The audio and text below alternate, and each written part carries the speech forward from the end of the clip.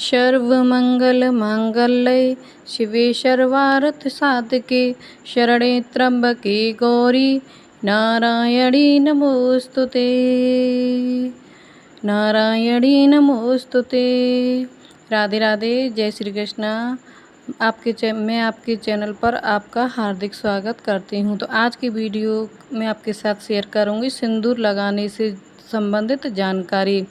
आपने ये तो सुना होगा कि अरे अपशगुन हो गया, अशुभ हो गया, जैसे कि बिल्ली रास्ता काटने को लोग अपशगुन मानते हैं और छपकली शरीर पर गिरने को सगुन अपशगुन माना जाता है। इस तरह का सुहागन महिलाओं की बात की जाए तो ग्रंथों में सुहागिन महिला जो कि सुसज्जित हैं यानी कि श्रृंगार हैं, उनके दर्शनों को शुभ सगुन माना जाता है, शुभ संकेत बताया गया है। अगर आप किसी कार्य क्षेत्र के लिए घर से बाहर जा रहे हैं तो उसके लिए शुभ संकेत माना जाता है। अगर सामने से जो आपको जो है कोई सुहागिन, वह भी श्रृंगारित महिला जिसने श्रृंगार धारण किया है, तो उसके दर्शन हो जाएं तो आपके कार्य के लिए शुभ माना जाता है।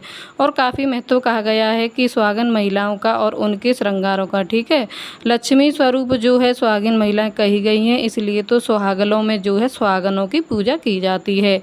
इसीलिए जो है हमारी श्रृंगारों का हमें सम्मान करना चाहिए और जो है विशेष जो श्रृंगार कहे गए हैं उनका हमें रोज़ श्रृंगार जो है करना चाहिए।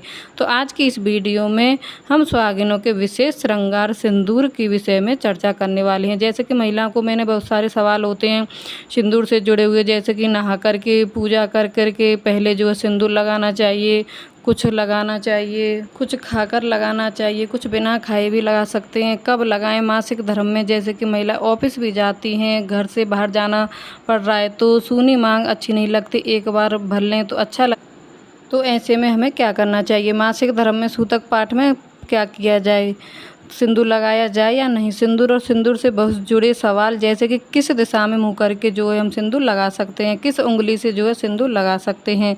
तो आपको मैं एक मंत्र भी बताने वाली हूँ जिसे बोलकर आप सिंदूर लगाती हैं तो आपके सौभाग्य की आयु में जो है लंबी होती है। तो इस श्लोक को नहीं बोल पाएंगे, छोटी सी चीज़ मैं आपको बताऊँगी, साथ जो है हम बात करेंगे कि कितना सिंदूर भरना चाहिए। कई स्त्रियों कहती हैं कि नाप तोल कर जो है सिंदूर दिया जाता है। हमारी ऐसी सासू माँ हैं जो नाप तोल कर सिंदूर देती हैं। सिंदूर पूरा भरना चाहिए या नहीं, या फिर हमें कितना लगाना चाहिए, थोड़ा थोड़ा करके लगाना चाहिए।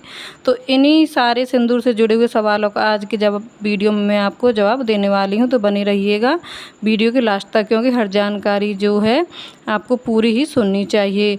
तो रामचरितमानस और महाभारत के कुछ प्रमाण भी हैं जो मेरे अनुभवों के आधार पर हैं, तो उनको भी मैं आपके साथ जो है सभी के साथ शेयर करूँगी। चलिए जान लेते हैं। सबसे पहले मैं आपको बता देती हूँ कि सिंदूर का रंग कैसा होना चाहिए, क्योंकि हम लोग ना इसे भी कई बार जो है सिंदूर मंगा लेते हैं तो ये जो है शुद्ध सिंदूर नहीं है। शुद्ध सिंदूर वह होता है, अगर आपने बजरंगबली का रंग देखा है तो बजरंगबली ने, हनुमान जी ने जो है वह सिंदूर लगा रखा है अपने पूरे शरीर पर, क्योंकि माता सीता को उन्होंने देखा था। बड़ी पुरानी परंपरा चली आ रही सीता माता के ज़माने से, है ना। क्योंकि अगर मतलब कहा जाता है कि पति की आयु लंबी होती है, तभी तो सीता माता ने ऐसा हनुमान जी से कहा और हनुमान जी ने अपने पूरे शरीर में सिंदूर लगा लिया। मेरे राम जी की बहुत आयु लंबी हो गई है ना, तो आज ये बात नहीं है, हम केवल मतलब छोटी मोटी बात समझते हैं। तो आप देखिए यह इस कलर का जो है आपको नारंगी कलर का सिंदूर आपको लगाना है, जैसा हनुमान जी के शरीर पर लगा रहता है। तो आप इसकी पहचान लें। कुमकुम रोली अभी भी कई क्षेत्रों में बोला जाता है, लाल भी आता है, गुलाबी भी आता है। तो बात कर लेते हैं सिंदूर लगाना कब चाहिए। तो ये भी सभी सुहागिन महिलाएं जानती हैं कि नहाने के तुरंत बाद कभी भी सिंदूर नहीं लगाना चाहिए, ठीक है। आपने बाल खोले हुए हैं, नहाकर आई हैं, तुरंत सिंदूर भूल कर भी ना लगाएं, क्योंकि बहुत ज़्यादा अशुभ होता है, ठीक है।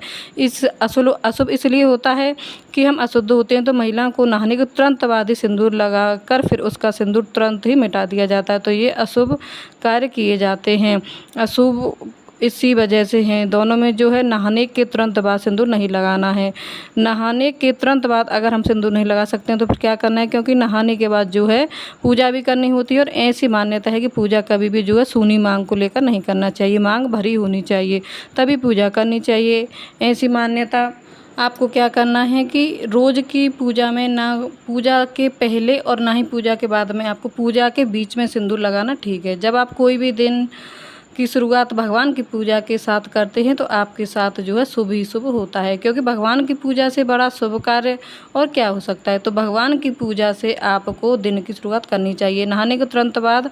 और पूजा के पहले ना पूजा के बाद में बीच में सिंदूर लगाना है। बीच में कैसे आपको लगाना है तो आपको देखो मैं बताती हूँ। मान लीजिए हमने मंदिर में देवी विराजमान की होती हैं, माता दुर्गा, माता लक्ष्मी, माता गौरी माता हैं, तो क्या करना चाहिए, उनको बीच में जैसे हम चंदन लगाते हैं भगवान को, तो माता को सिंदूर लगाना होता है। तो आपको जैसे चंदन लगाते हैं उसी तरह आपको लक्ष्मी माता को, माता अम्बे को जो है सिंदूर लगा सकते हैं। उसी हाथ से लगा हुआ जो सिंदूर होता है उसी सी उंगली से अपने माथे पर आपको लगा लेना है। तो हम ये रोज़ माता से सुहाग लेते हैं, रोज़ जो है माता का झूठा हुआ सिंदूर हम लगाते हैं, उससे सौभाग्य हम मांगते हैं, तो आपके सौभाग्य में सुहाग में वृद्धि होती है। तो ये आपको रोज़ उपाय करना है आपकी सौभाग्य और पति की आयु की लंबी उम्र के लिए, ठीक है। देखिए हम क्या करते हैं कि सिंदूर को हम किस जगह लगाएं, क्योंकि इतना टाइम नहीं रहता है टाइम कि हम पूरा सिंदूर भरते बैठे रहें। तो ठीक है, आपको क्या करना है, थोड़ा सा हमने प्रसाद ले लिया, बाद में आप जब भी कंघी करें शाम को दोपहर को, जब जो है आप अपनी मांग वगैरह भर ले, ठीक है। अब बात आ गई कि कई क्षेत्र में मान्यता है कि कहीं तेल लगा करके मांग भरनी चाहिए। जैसे कि हमारे यहाँ जो है बाल धो करके तो सबसे पहले थोड़ा सा तेल ज़रूर लगा लेना चाहिए और फिर मांग भरनी चाहिए, ठीक है। अगर हम पूजा कर रहे हैं, बाल धोकर आए हैं, तो उसी समय तेल नहीं लगा सकते हैं, क्योंकि दूसरे दिन तो ऑलरेडी पहले से ही तेल लगा हुआ है सर पर। लेकिन पहले दिन जब हम बाल धो रहे हैं तो उसी दिन लगाना होता है। तेल लगाने के बाद ही आप सिंदूर लगाएं। तो आपको ये शीशे में पूजा के घर में ही तेल रखा है, तो जी दिन की बात हो रही है, यह नियम आपको कर लेना है, कोई दिक्कत वाली बात नहीं है। पहले दिन जब भी आप वहीं पे भगवान को पूजा वगैरह कर रहे हैं, आपने सिंदूर लगाया है माता को, तो क्या कर रहे हैं, इस कि आपको दूसरी उंगली से थोड़ा सा तेल खोल करके जो है अपने सिर पर थोड़ा सा तेल स्पर्श कर लेना है। उसके बाद जो है थोड़ा सा तेल स्पर्श कर लिया आपने, तो दूसरी उंगली से जिससे सिंदूर आप लगा रहे हैं माता रानी को, मतलब पूजा के में सिंदूर लगाना है। और देखिए सूनी मांग हो जाती है जब हम बाल धोते हैं, तो सबसे पहले माता को लगाया हुआ सिंदूर, इससे बड़ी अच्छी बात क्या हो सकती है। शक्ति है माता भगवानी, माता का आशीर्वाद ही मतलब प्रतिदिन आप लेते हैं तो आपके लिए बहुत ही शुभ हो जाता है, ठीक है। अब बात करते हैं व्रत और त्यौहार की। तो व्रत और त्यौहार में कभी भी बिना श्रृंगार के, 16 श्रृंगार किए बिना पूजा नहीं की जाती। महावर वगैरह भी लगाया जाता है, पूरी मांग सिंदूर भर के जो है आपको व्रत की विशेष पूजा में बैठना चाहिए। घर पर सत्यनारायण भगवान की पूजा या कोई त्यौहार है तो पहले पूरी साज सज्जा कर लें, 16 श्रृंगार कर लेने के साथ ही सिंदूर भर लेना चाहिए, आप पूजा में बैठें, ठीक है। व्रत की पूजा के लिए कहा जाता है कि बिना मांग भरे नहीं बैठना चाहिए, लेकिन रोज़ की पूजा के लिए जो है जैसे मैंने बताया है बीच में आपको पूरा के बीच में मांग भरनी है। तो ये आपने जान लिया। और सिंदूर भरते समय एक और बात का ध्यान रखिएगा, जब भी आप मांग में सिंदूर भरती हैं तो आपका मुख दक्षिण दिशा की ओर नहीं होना चाहिए। कोई भी श्रृंगार जो है आप दक्षिण की ओर मुख करके नहीं करना चाहिए। दक्षिण की दिशा यह है कि दिशा शुभ नहीं मानी जाती, तो आप कभी भी जो है दक्षिण दिशा की ओर मुख करके श्रृंगार नहीं करेंगे। पूर्व या उत्तर दिशा की ओर मुख करके आपको श्रृंगार करना चाहिए। शीशा का ध्यान जरूर रखना चाहिए, क्योंकि जैसे हम बताते हैं किसी के घर में तो अलग अलग डायरेक्शन में शीशा लगाया जाता है, तो हमारा जो मुख है वो दक्षिण की ओर हो जाता है। उधर करके फिर श्रृंगार, चूड़ी, बिंदी, सिंदूर, लाल कुछ भी दक्षिण दिशा की ओर मुख करके नहीं करना, इस बात का विशेष ध्यान रखना है। तो आपको जो है सिंदूर भरने की विधि तो आपको पता होगा कि आपको किस उंगली से सिंदूर लगाते हैं। तो आपको जिस उंगली से भगवान को तिलक करते हैं उसके बाद जो बीच की उंगली होती है उससे आपको सिंदूर जो है अपनी मांग में भरना है। पहले तो आपको सिंदूर जब आपने पूजा किया तब भर लिया, और फिर जब बाद में भरना है तो बीच की उंगली से भरना है। तो जो सिंदूर भरें उसके लिए आपको मैं एक मंत्र बता रही हूँ। सर्वमंगल मांगल्ये शिवे सर्वार्थ साधिके शरण्ये त्र्यंबके गौरी नारायणी नमोस्तुते। इस प्रकार कहते जो है आपको अपनी मांग में सिंदूर भरना चाहिए। इससे क्या होता है, गौरी माता का हमने नाम लिया है, माता नारायणी ने हमने नमस्कार किया है इस मंत्र में। तो इस मंत्र को बोलते हुए हमेशा आप जो है अपनी मांग भरते वक्त यह मंत्र जरूर उच्चारण करें।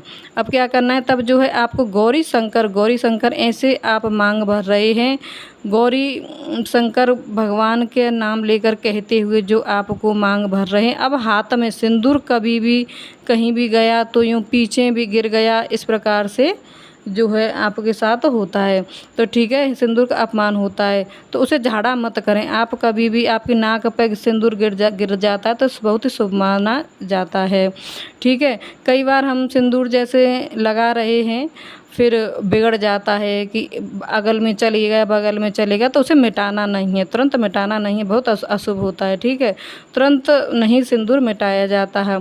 आपका सिंदूर बिगड़ रहा है, सिंदूर मान लीजिए कि आपके चेहरे पर थोड़ा सा आ गया, तो तिकोना करके बना लीजिए।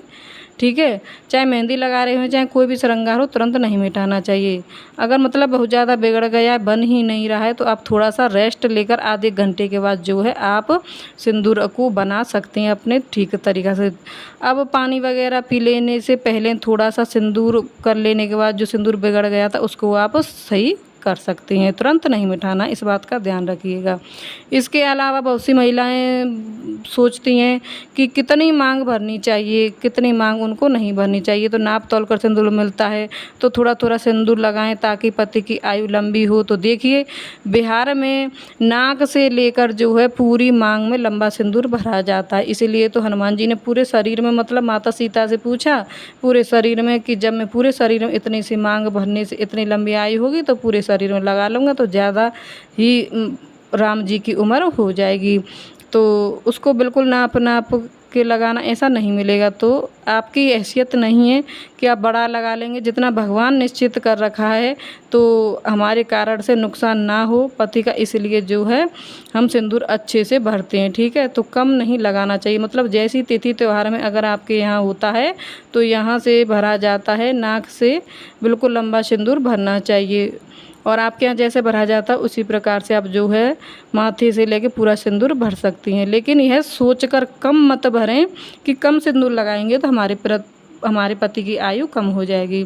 ठीक है, ऐसा कोई नियम नहीं है, मैंने कहीं नहीं पढ़ा है। एक और अपना अनुभव जो मैं आप सभी को बताना चाहूँगी, क्योंकि जो है मैं ज़्यादातर सुनती रहती हूँ कि रामचरितमानस और महाभारत के प्रमाण के अनुसार कभी भी हमें बाल खोल करके सिंदूर नहीं लगाना चाहिए।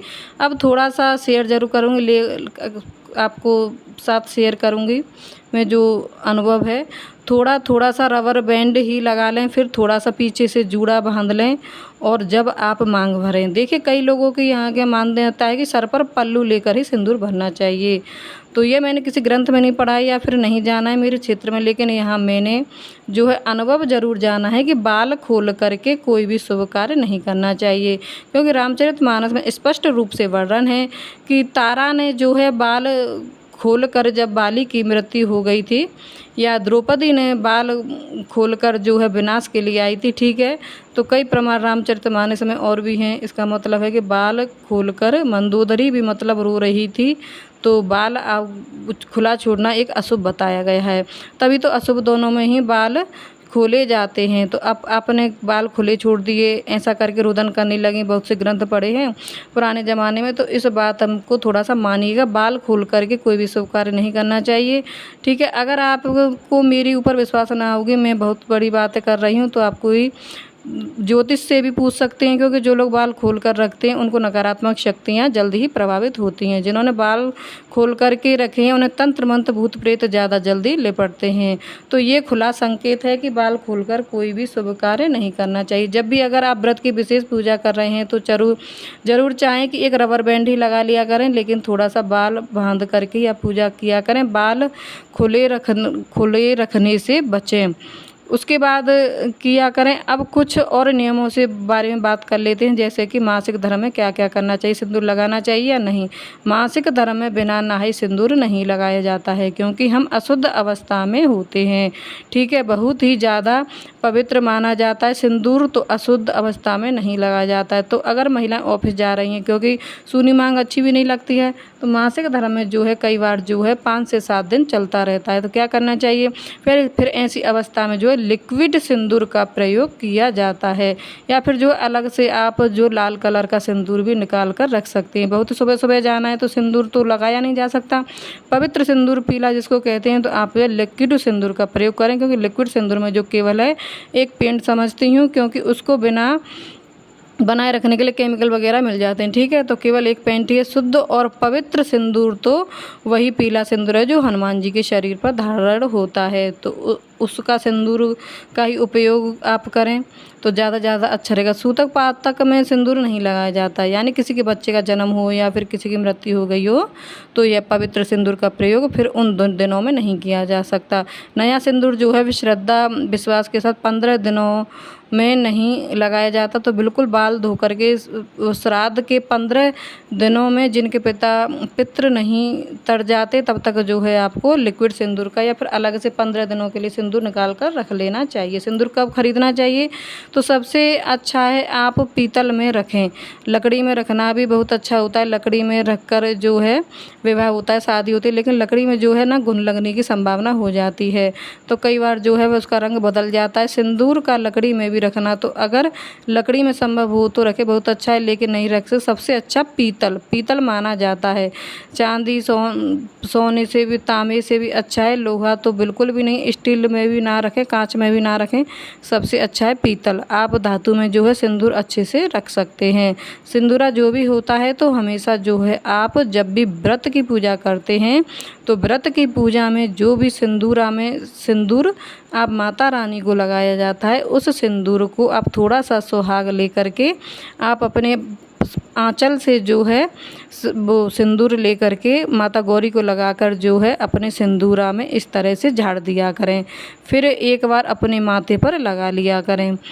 तो मैं यहाँ पर आपको इसी वजह से आपको यह कार्य करना चाहिए। तो अब बता दूं कि सिंदूर कब खरीदा जाता है, तो शुक्रवार को खरीदना बहुत ही शुभ माना जाता है। अगर आप बाज़ार से ला रही हैं तो तब ठीक है, तब आप शुक्रवार को ही लेंगे, लेकिन अगर जब आप कहीं तीर्थ में जा रही हैं तो विशेष दिन नहीं देखा जा सकता। तीर्थ में जाना क्या है, अशुभ प्रभाव सभी नष्ट हो जाते हैं। तो आप जो है तीर्थ में चाहे किसी भी दिन जाएँ, तीर्थ से जो है आपको सिंदूर लाना चाहिए। और अगर विशेष तौर पर माता रानी के तीर्थ जाएँ तो वहाँ से भी सिंदूर लाना बिल्कुल मत भूलिएगा। आपको सिंदूर लाएं, सिंदूरा खाली नहीं रखा जा सकता, उसमें जो है डालते रहना चाहिए, उसे भरते रहना चाहिए ताकि लंबी वो बात का ध्यान रखिएगा। अगर आप बाज़ार से सिंदूर ला रहे हैं तो फिर मंगलवार को मत लाया करिएगा, मंगलवार खरवार माना जाता है, तो बाज़ार से मंगलवार के दिन नहीं लाना है। तीर्थ विशेष में इस दिन का कोई विशेष महत्व नहीं है। अब एक और ख़ास उपाय सिंदूर से जुड़ा हुआ जो कि मैं आपके साथ शेयर कर सकती हूँ। अपने पति का प्रेम पाने के लिए और उनकी आयु में वृद्धि के लिए वो उपाय है नाम जप करना है, क्योंकि भगवान के एक एक नाम से कई नामों की जो है पापों को भस्म करने की क्षमता होती है। तो क्या होता है, जब हमारा नाम जाप करना शुरू करते हैं तो हमारे ग्रह नक्षत्र की स्थिति सुधरने लगती है। तो जो भी भाव से जो है हम भगवान को भजते हैं, नाम लेते हैं, उनका इस भाव से पूर्ति होती है, इसी मनोकामना पूर्ति होती है। देखिए हम सैकड़ों उपाय करते रहते हैं छोटे मोटे, तो आप कहानी सिंदूर से ये ना हो जाए, कहीं चूड़ी ऐसी ना हो जाए, ऐसे डर भरे रहते हमारे मन में। तो हम रोज़ भगवान का नाम जप करें तो एक एक नाम आपका करोड़ उपायों पर भारी है, यकीन मानिए। तो नाम जप आप जो है ज़रूर करते रहा करें। झाड़ू बर्तन पोंछा करते समय किसी भी समय नाम जप किया जा सकता है। आपको प्रिय लगता हो गौरी शंकर का, राधा कृष्ण का, सीताराम, आपको निरंतर जो है जपते रहना चाहिए। तो भाव से भी आप करेंगे तो आपकी मनोकामना जो है ज़रूर पूर्ण होगी। तो इसको करने से आपके जीवन में पति का जीवन, पुत्रों का जीवन सुखद कर सकते हैं। एक बार सिंदूर लगाना भी भूल गए हो तो कोई बात नहीं, लेकिन अगर आपने नाम जप कर लिया तो आप सभी का जीवन सुख में ज़रूर हो जाएगा। और नाम जप आप करते हैं, क्या विधि होती है, इसकी वीडियो मैं आपको अलग से बनाकर बताऊंगी, बहुत महत्वपूर्ण वीडियो है। तो एक बार चैनल पर ज़रूर आइएगा, चैनल को ज़रूर सब्सक्राइब करिएगा और बेल आइकन को प्रेस कर दीजिएगा, जिससे आने वाली की वीडियो की नोटिफिकेशन आपको जल्द से जल्द मिल सके। तो मैं माता रानी से प्रार्थना करूंगी कि आपकी सुहाग में वृद्धि हो, आप सदा सुहागन रहें, ऐसी कामना के साथ। तो चलिए अगली वीडियो मिलते हैं। राधे राधे, जय श्री कृष्ण।